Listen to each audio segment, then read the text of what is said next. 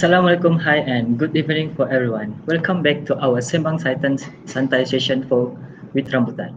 Kepada yang belum kenal saya Lukman selaku host anda untuk Sembang Santai pada hari ini. So, apa kabar semua? Saya berharap semuanya sihat walafiat. Seperti yang kita tahu, sekarang ini kita berada di fasa PKPP, di mana almost aktiviti harian seperti riadah di luar dibenarkan. Walau bagaimanapun, saya memperingatkan untuk diri saya dan kalian semua untuk sentiasa menjaga dan mematuhi segala SOP yang ditetapkan untuk memastikan negara kita betul-betul bebas daripada pandemik ini. Amin. Also, I would like to thank you all because still support and joining us on our Sembang Santai session. And kalau tidak keberatan, bolehlah tolong share live ni kepada rakan-rakan anda agar sama-sama dapat info yang berguna dari Sembang Santai ini, insyaAllah. So, let's get started. For our headline today, we will talk about breaking into tech, a day in the life of project manager. So in this topic, we will like to discuss about the project management, and the topic will be discussed with a project manager from Rambutan Digital itself, which is Miss Alyssia Maluda. Hi guys. Hi, hello Alyssia. Apa kabar? Doing well. How are you? Yeah, doing well also, and a bit nervous. No need. Okay, so for our topic today, we will discuss about the life of project manager. So before we go deep inside about our topic, can you share with us a little bit about your background, like your career journey and how long you have been in this field? Certainly.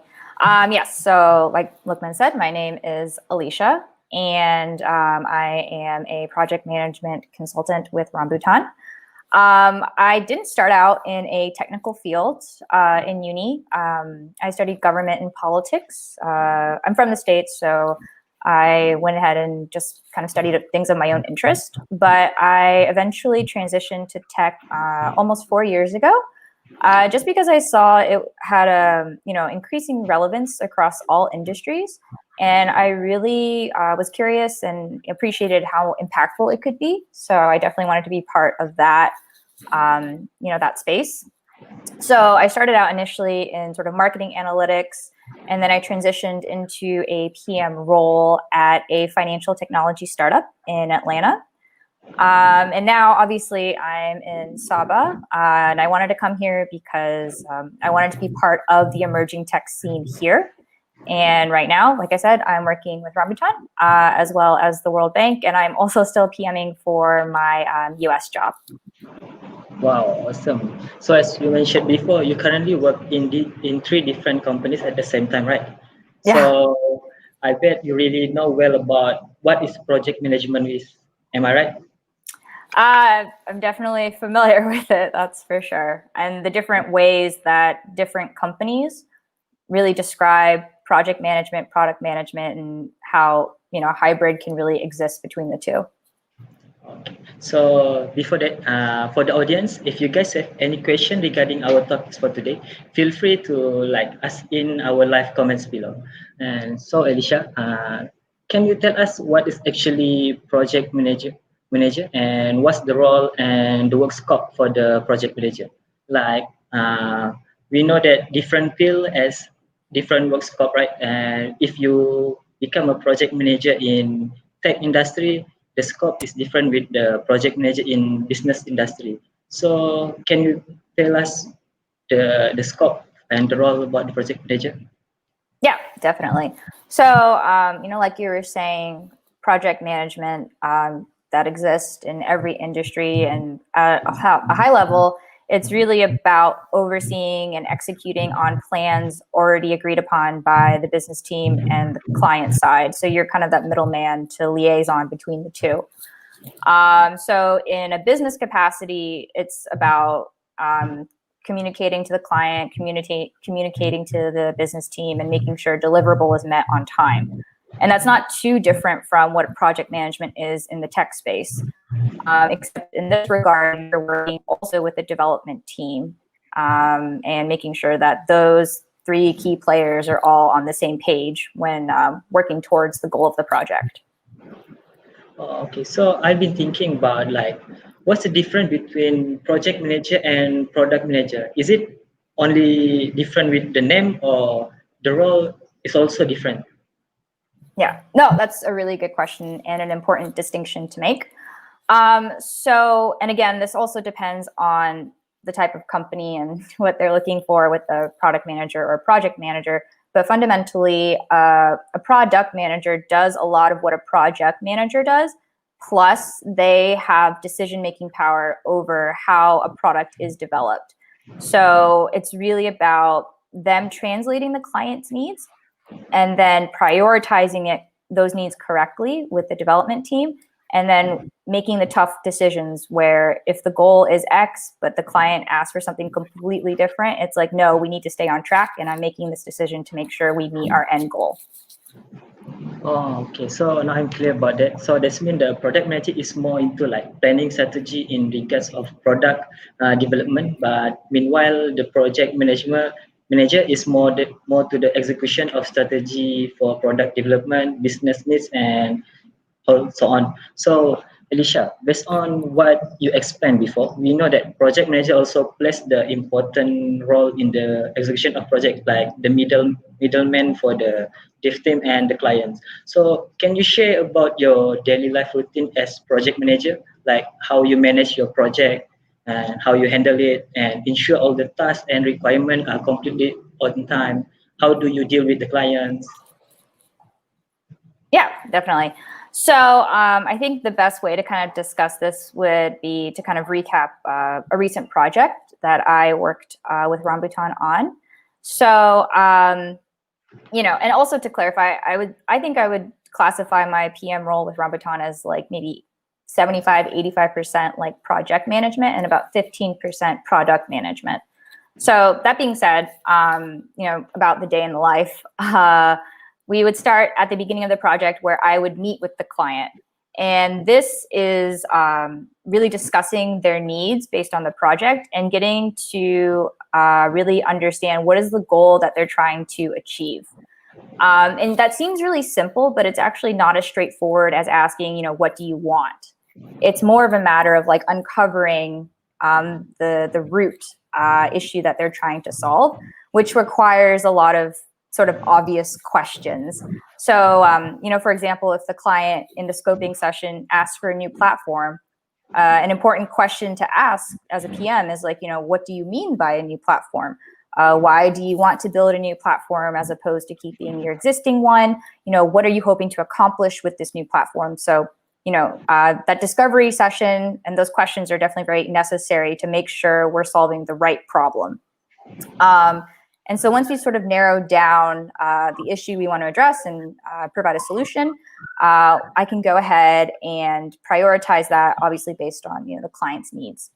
Once that documentation is done, I take it back to the team. I build out tasks in our PM system called Jira. And so that just keeps track of everything that needs to be done. And so once those tasks are built out, we run what's called a sprint planning session. So that's really a part of the agile process. If that's something you guys aren't familiar with, we're definitely happy to share some resources on that. But the quick summary is it's a product planning methodology.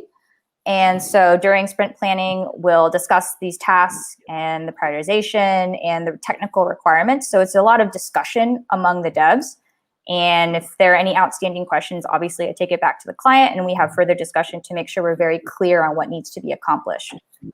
Once the sprint planning is done and we've settled for what needs to be accomplished, we'll go ahead and run the sprint for 2 weeks. And at the end of the 2 weeks, the dev team will present what they've finished. And then I go ahead and represent that to the client and show them, this is what we accomplished this current sprint. This is how it's moving us forward towards the ultimate end goal. Are there any questions? Are there any other outstanding requests? And make sure that's all accounted for. And then we repeat the cycle again. So, with the sprints and agile, it's a very iterative process, but it's definitely really exciting to always kind of be working on something new and making sure everyone, is happy at the end of the day.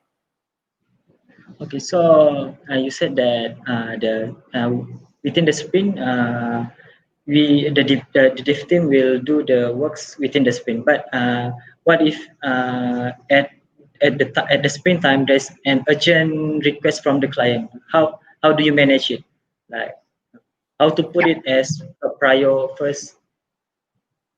Yeah, no, that's a great question, and that's honestly something that happens a lot in any and every industry. But for this one in particular, when you have a client really banging on your door, like this needs to be done tomorrow, again, you have to defer to that line of questioning of like, okay, so what is it you're trying to accomplish? Why is this important?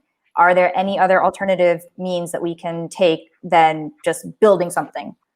So it's really boiling it down and putting things into perspective. And if it's a true like emergency or priority, then yeah, we can work it with the team and slot it into the sprint if it is indeed a true priority. But again, if it's not, we can always work it into the next sprint and still stay on track for our ultimate goal. Okay, so we have a question from the audience, Alyssia. It's for you. And it's from Terence Wu. How is that possible to run project management cross-border in Sabah while the internet is not that so reliable? Wow, yeah, that's definitely a really good question. A big thing, yeah, and understandably so. Tech relies heavily on internet connectivity, and so without that, I think that definitely creates more challenges. But if you're able to work with a more local team, and given circumstances are opening up a bit and people can start meeting in places, meeting in person definitely becomes an option. Otherwise, you're definitely relying more so on like actual calls, calling people to connect. But hopefully, internet connectivity is something that can be improved in Sabah soon, and that way, the role of project management, product development can definitely start growing within the state. Okay, so again, if you guys have any question regarding to our topic for today, just feel free to ask in our live comments below. So yeah, we're talking just now we're talking about the clients, right? And also the internet things. And for the clients, did you ever deal with the disgruntled clients, and like how do you handle it?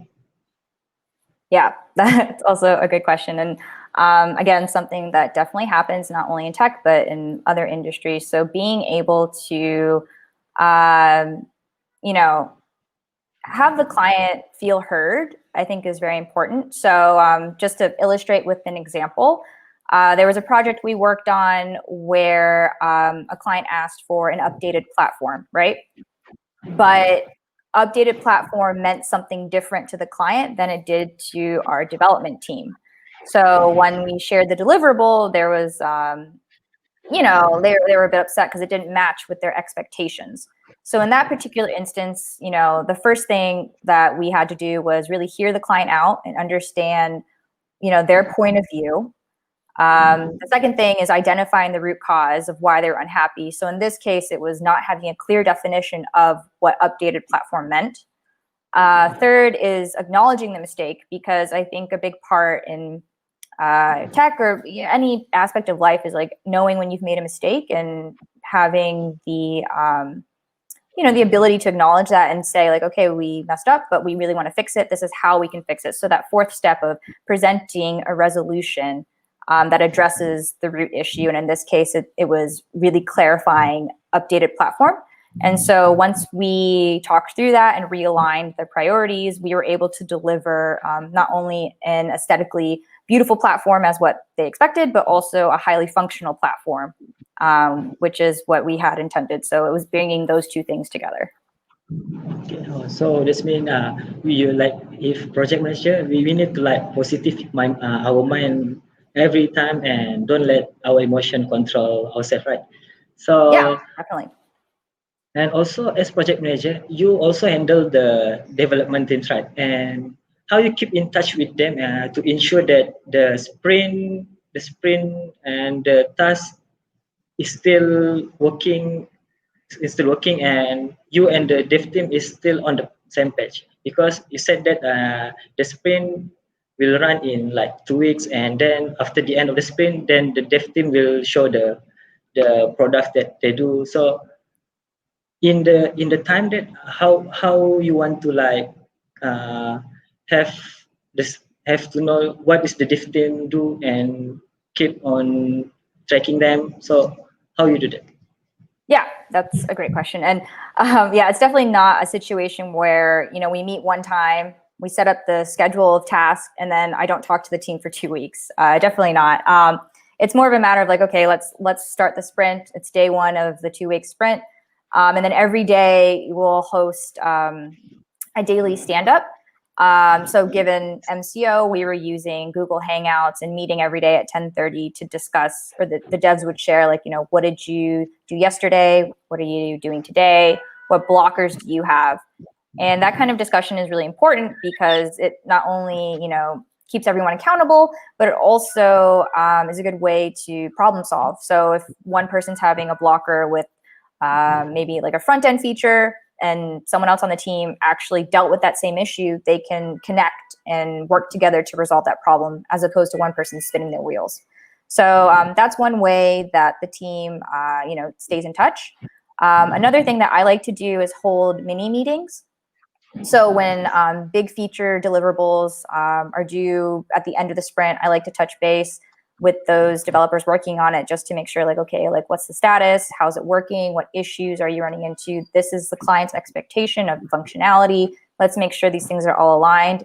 And if it's not, that's okay. We have some time to work through it. Or if there are any outstanding questions, great. We have time for me to discuss with the client, and I'll come back to you to make sure everything is, running smoothly.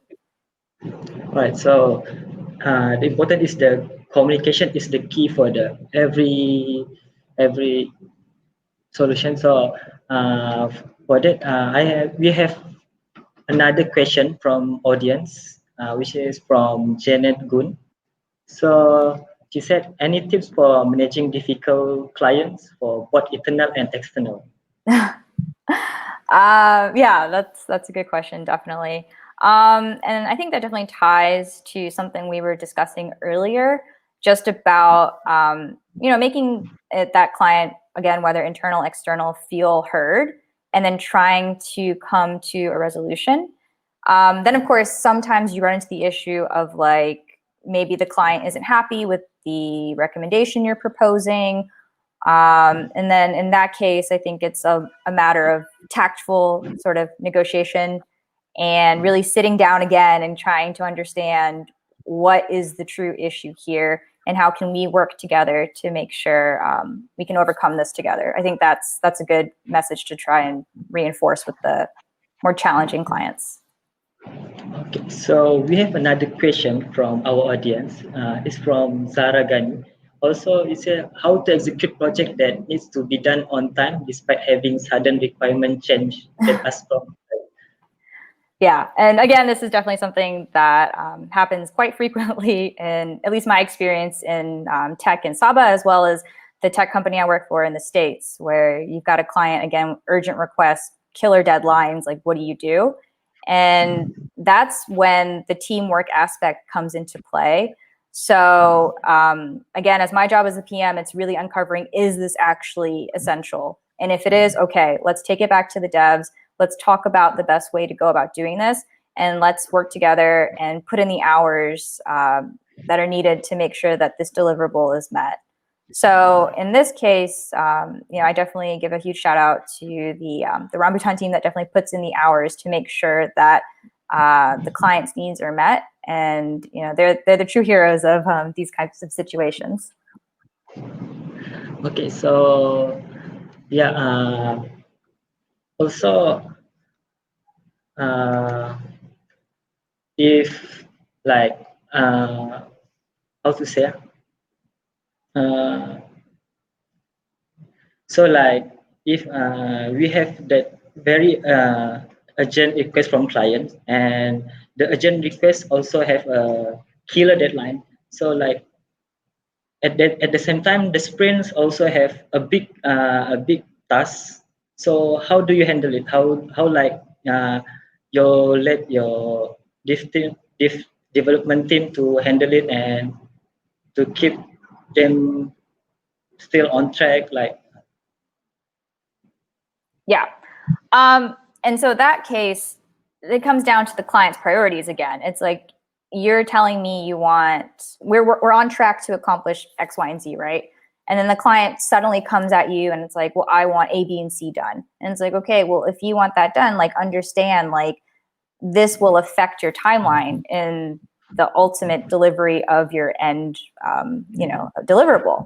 So if ABC is more important than XYZ, then okay, we can shift gears. We can totally do that, but understand the trade-off that we're going to have to delay the full deliverable maybe by like one sprint cycle, so about 2 weeks. So it's really explaining to them like these are your options, and these are the consequences that may come with delaying or not delaying. So it's really up to you as the client, like to decide what you want, and then for us to sort of work with that. okay. So yeah, again, if you guys have any question regarding our topics today, just put your question in the corner and at the comments below, and we will discuss about it. So meanwhile we're waiting about our next audience question. So I would like to ask about the working from home at the MCO time. So can you share about can you share with us, and how do you have any challenge that you face within that period, like handling the meeting with the team as remote, like keep track the progress with the teams? Yeah, definitely. And so I'm sure the transition to work from home has definitely been challenging for everyone. At least for us, thankfully, we're already sort of used to doing a lot of our communication online. So the transition wasn't as challenging. But so yeah, for us to keep in touch, like I said, we're using Jira as our PM system just to keep track of the status of the project, the status of tasks, what's getting done, what needs to be done. We do a lot of our communicating through Google Hangouts.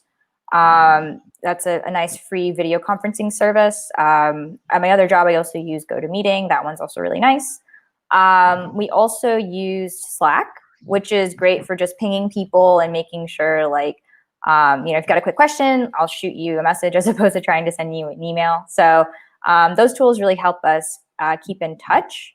Definitely trying to also, keep tabs on the team as a team is important. So not everything has to be about work. So having like a nice, fun, random channel to talk about nonsense also helps keep up team morale, I think is also good.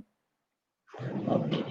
So we have another 3 questions, I guess, from the audience. So let's go one by one. First from Chelston Petrus. Question: as a software project manager, what level of programming skills do you need? Any tips of requirement to get started as a software project manager?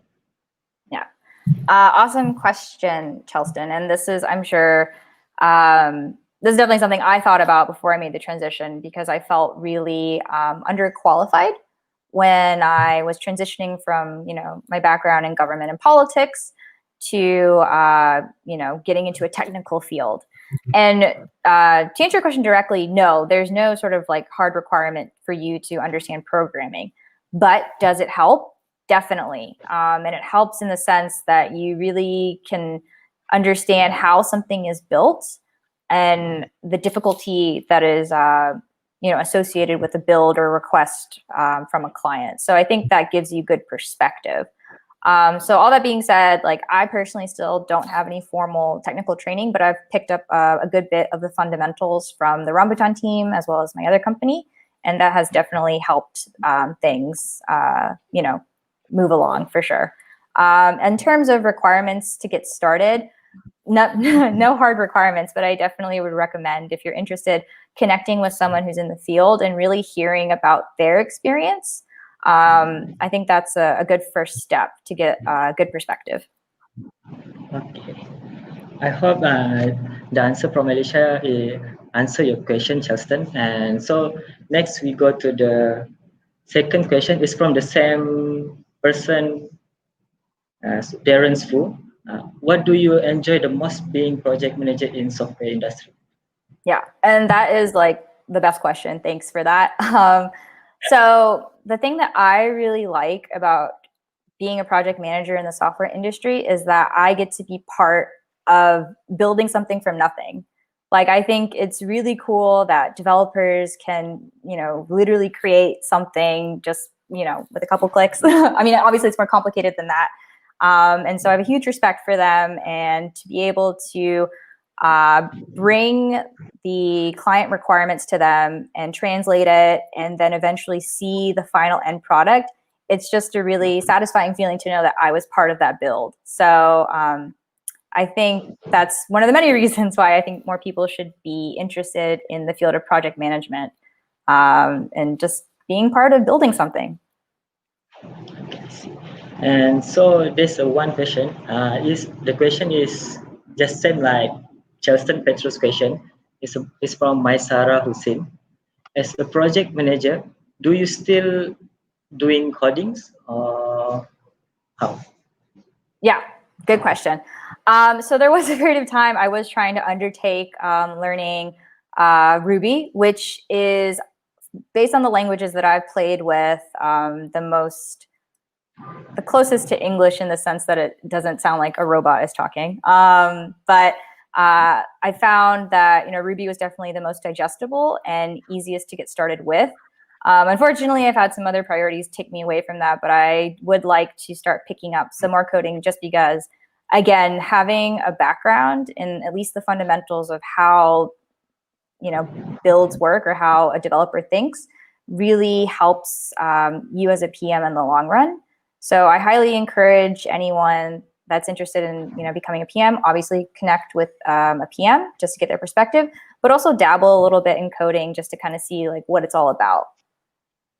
Okay, so I have a question. So is it if you're a project manager and you have like know how to code, is it the extra credit for you to like have know to code and become a project manager in tech industry?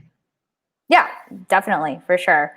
Again, because it helps that the process of translation go a bit more smoother. So, if you've got a client asking to build something that seems really complicated, just as a normal person, the client asks for a completely new like payment system, and you think like, wow, that sounds like a huge deal. Like, I don't know if we'll ever be able to do that. Whereas like if you have some coding background, or at least understand how certain things are built, you'll have a better idea of like, okay, well, this is reasonable, or this is unreasonable. Let me go ahead and discuss it with the team, and we can have a more productive conversation. Okay. So we have another question from the audience. So today we have a lot of questions, I guess, from the audience. So that's great. Questions are great. We go to the next questions. Is from Danny Jr. So in your opinion, what will be the ideal set of personality traits that a person who wants to be a project manager should have? Yeah, awesome. Great question, Danny.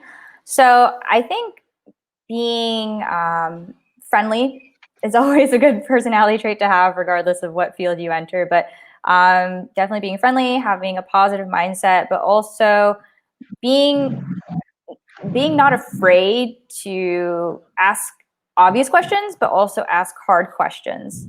So, sometimes I know people can be a bit shy. They don't want to look dumb. And I totally get that. Like, I've definitely felt that way before.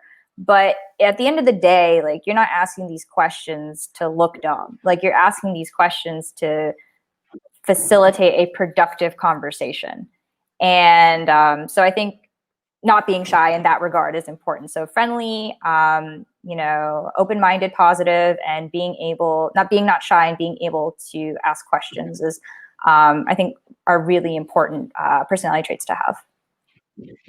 Okay. So other than that, can you share the soft skill that we really need to become a project manager? Yeah, and so the soft skills are kind of tied to those that I just talked about, but being able to listen, listening is very important. It sounds easy, but being able to listen and really digest and parse apart like what someone is what they mean to say versus what they're actually saying, I think is a very important soft skill to have. Being able to also, have clearly communicate with your audience, or that's important. So understanding who your audience is and the best way to, discuss something with them. So for example, if you're trying to talk to a client about the technical requirements for their project, that's not the best way to talk about it. The perspective you want to take with your client is like, okay, well, how is this in line with your end goal that you want to achieve? Whereas the technical requirements conversation is more for your developer audience, right? Being detail oriented, also very important, staying on top of the project, but also being able to connect the dots and problem solve, because a lot of things, you'll get like 2 or 3 pieces of information, and then you kind of need to take the initiative to figure out like, okay, what other pieces of information do I need? Like, does this information actually answer my question? And if it doesn't, then where can I go to find out what I need to find out? So definitely a sense of resourcefulness is important as well. But finally, I think really having a personality to encourage your team and be a team player is, I think, really important, because, you're working with so many different people, and people like to work with people they like. So I think being fun and likable, and friendly, that's really important as well. Okay, that's a good. Okay, so we go to the next question. Is from Janet Gun. And how different are the process for project management in the software industry versus, say, project management for events? Yeah, great question. So in the software industry, it's definitely obviously more technical oriented.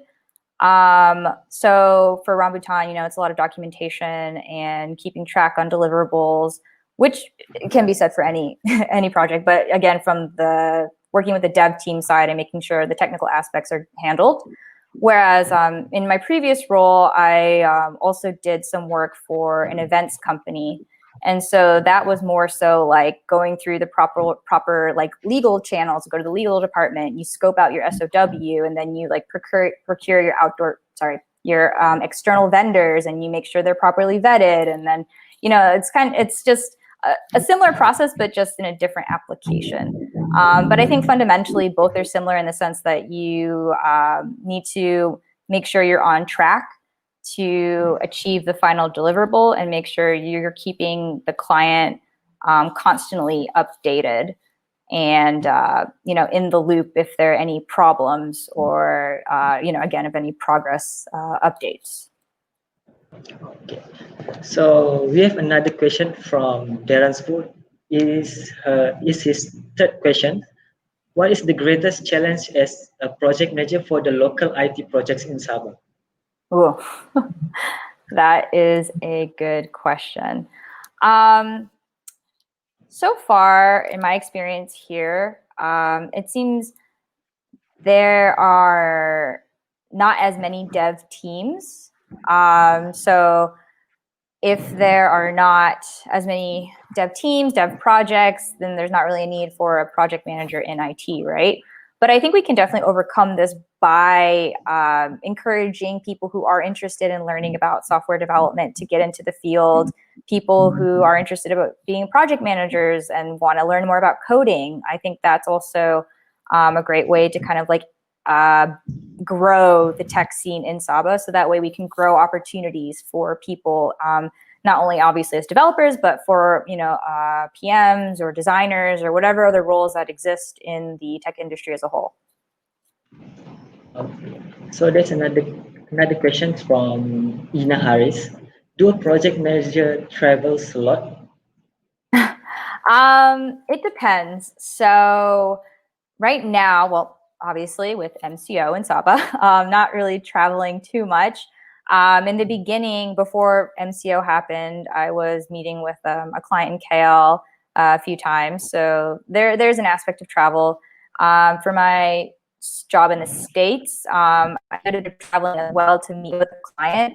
But sometimes those meetings, they're either you do business and you discuss technical requirements, or sometimes it's just showing face and saying, hey, like, I'm here for you if you need anything, like definitely, like, let's stay in touch type of thing. So, but to answer your question, yes, there's an aspect of travel. So that is exciting. So how many times do you ever travel as long as you become a project manager? That is a hard question to answer. I guess I've traveled quite a bit, but you know, it's to where your clients are. So in the States, I had made some trips to Canada because we have a Canadian client. I had other colleagues that would travel to New York often because we have a New York client. And then obviously here in Sabah, I would travel to KL to talk to the client. Because also, I mean, obviously the aspect of traveling is appealing because you get to go places, but that person-to-person connection is really important because it's so much easier to have a discovery conversation or requirements conversation face-to-face than trying to talk through your Google Hangouts and the internet is slow and everything's lagging. So yeah. So we have the next question. So it's from Anis RB. How do you overcome miscommunication or misunderstanding of the project in your team? Yeah, and that's a great question. So with this, it's definitely going to the team and, you know, saying, I didn't properly communicate the requirements to you, you know, not admitting, but kind of showing like, hey, I made a mistake here and I'm sorry, but let's go ahead and discuss how we can better address this issue.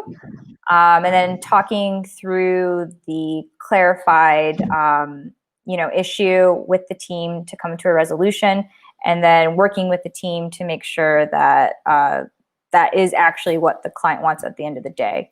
And so, you know, a lot of this, again, it's really communication oriented and making sure everyone's on the same page. But also, you know, the dev team is they're the ones that will come through with the deliverables. So making sure that you also communicate to them like, hey, like, I'm really grateful for you and I appreciate you. And, you know, making sure that they're well taken care of is, I think, really important as well. Because, you know, hard work should be acknowledged. So I think that's really important. Okay, so it seems like our audience is really interested in this career. So That's awesome. do you have any tips or advice to share with the audience about the career path? Yeah, definitely. So my first piece of advice would be definitely connect with other PMs. I think getting their understanding their experience and their perspective will help you decide, is this something that I want for myself? If you, let's say, don't know any PMs, definitely feel free to contact, you know, Rambutan, and I'm happy to answer any questions you have or see if I know anyone that might be able to, you know, give you a little bit more detail on something that you might be interested in. So yeah, learning about PMs is important, or learning about PMing from PMs is important. And it also is good for networking also, right? So those are two aspects of why it's important for that. Another thing that you could do to get started is to check out online resources. There's a ton of free resources on how to break into product management, project management. They're available on like Coursera, edX, Udemy. So definitely a ton of resources out there. And finally, I think learning by doing is really important because you can study all day and like look at a book all day and you don't really know what it's like until you actually do it. So, you know, if you have friends that are developers, maybe you could like work with them and like, hey guys, like, let's work on a project together. Let's try and build something. Or, you know, we also have Vinsaba in EduHack. So I think hackathons like that are really a great way to get some exposure to the tech industry, meet some devs, and also try and get some experience, you know, PMing a project. So I think those are the top three ways to get started, or at least learning about, you know, what it is to be a PM and how to be a PM. Okay, so there's not much time left for our session today. So Do you have any final words you want to say for the audience? Yeah, definitely. So I think the tech industry, the tech landscape, it offers so much opportunity for anyone that wants to be part of, building something great. And so, I feel people, at least I, speaking personally, I definitely felt discouraged because, even though I wanted to be part of this industry, I don't know how to code. I don't have a technical background, but at the same time, like the devs, the ones who are building, like they need the support of like product managers, project managers, designers, testers, business leads, because it's really about a team effort to build something. So I think that's another aspect of joining tech that's really appealing. It's like being part of a team that makes something lasting. So, if you don't know how to code, if you don't have technical experience, like don't be discouraged. I think, having a different perspective, a different background is what makes you a vital part of the team. So definitely I encourage you to explore, PMing if that's something you're interested in, no matter like what your background is or what your experience is. Okay, thank you, Alicia, for the great sharing. And so, also, I would like to promote about our next event. So, next event on 25th June, we have a talk about breaking into tech, a career in data science. And also, for those who want to know about what career path is suitable for yourself, so you can check our Rambutan blog below. So below is the link, and you can go check it. And also, it's a good news for the undergraduate students, and also the one who still finding a job, finding a career. And you can go to Rambutan Digital Career. We are hiring new workers. You can go check it at www.rambutan.digital. So not to forget also, thank you for everyone who's still tuning in into our session. And yeah, see you guys next week. Ciao. All right. Bye. Bye, guys. Thank you. See ya.